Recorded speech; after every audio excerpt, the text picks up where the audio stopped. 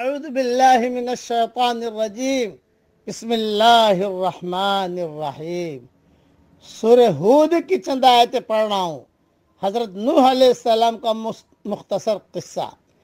وقال اركبوا فيها بسم الله مجريها ومرساها، اور نوح نے کہا کہ کشتی میں سوار ہو جاؤ، اللہ کے نام سے اس کا چلنا ہے اور اس کا ٹھہرنا بھی۔ ان ربی لغفور الرحیم، بے شک میرا رب بخشنے والا مہربان ہے۔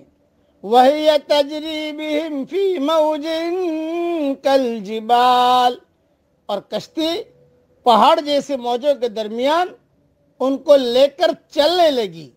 وَنَادَى نُوحٌ ابْنَهُ وَكَانَ فِي مَعْزِلٍ يَا بُنَيَّ ارْكَب مَّعَنَا، نوح علیہ السلام نے اپنے بیٹے کو پکارا جو اس سے الگ تھا کہ اے میرے بیٹے ہمارے ساتھ سوار ہو جا۔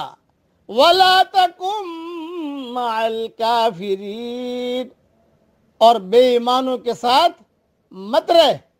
قَالَ سَآوِي إِلَىٰ جَبَلٍ يَعْصِمُنِي مِنَ الْمَاءِ، اس نے کہا میں کسی پہاڑ کی پناہ لے لوں گا جو مجھ کو پانی سے بچا لے گا۔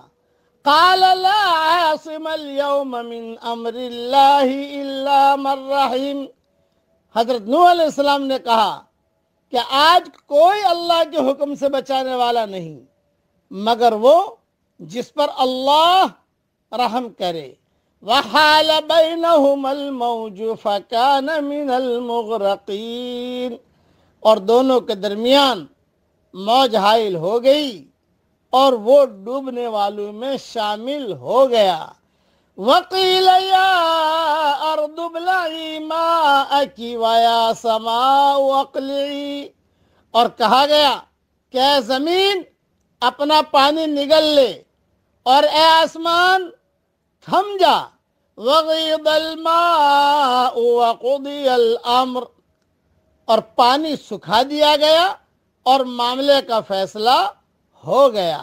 وَاسْتَوَتْ عَلَى الْجُودِ، اور کشتی جودی پہاڑ پر ٹھہر گئی۔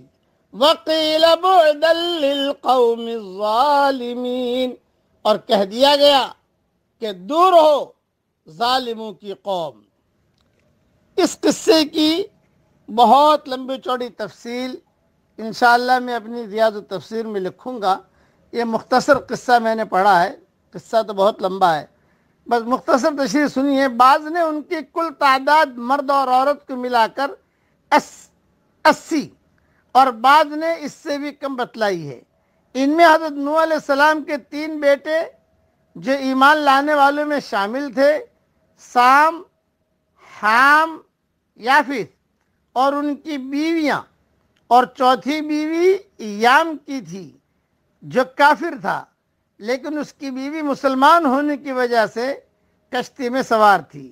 ابن کثیر میں مضمون لکھا ہے، یعنی جن کا غرق ہونا تقدیر الہی میں ثبت ہے، اس سے مراد عام بے ایمان ہے، یا یہ استثناء اہلکہ سے ہے، یعنی اپنے گھر والوں کو بھی کشتی میں سوار کرا لے سوائے ان کے جن پر اللہ کی بات سبقت کر گئی ہے، یعنی ایک بیٹا کنعان یا یام، اور حضرت نوح علیہ السلام کی اہلیہ واعلہ اس کا نام تھا، یہ دونوں بے ایمان تھے۔ ان کو کشتی میں بیٹھنے والوں سے مستثنیٰ کر دیا گیا اور جو ہے وہ سارے کے سارے ڈوب گئے، اور جو کشتی میں سوار تھے اللہ تعالیٰ نے ان سب کو بچا لیا۔ جب کشتی بن کر تیار ہو گئی تو خدا کے حکم سے طوفانی ہوائیں چلنے لگی، زمین سے پانی کے دہانے پھوٹ پڑے، اوپر سے مسلسل بارش ہونے لگی، یہاں تک کہ ہر طرف پانی ہی پانی ہو گیا۔ تمام لوگ اس میں ڈوب گئے، صرف وہ چند انسان اور کچھ مویشی بچے جو حضرت نوح علیہ السلام کی کشتی میں سوار تھے، حتیٰ کہ حضرت نوح علیہ السلام کا بیٹا بھی غرق ہو گیا۔ خدا کی نظر میں کسی کی قیمت اس کے عمل کے اعتبار سے ہے، نہ کہ رشتے کے اعتبار سے، خواہ وہ رشتہ پیغمبر کا ہی کیوں نہ ہو۔ اللہ تعالیٰ ہمیں نیک عمل کرنے کی توفیق عطا فرمائے. آمین. وآخر دعوانا ان الحمدللہ رب العالمین.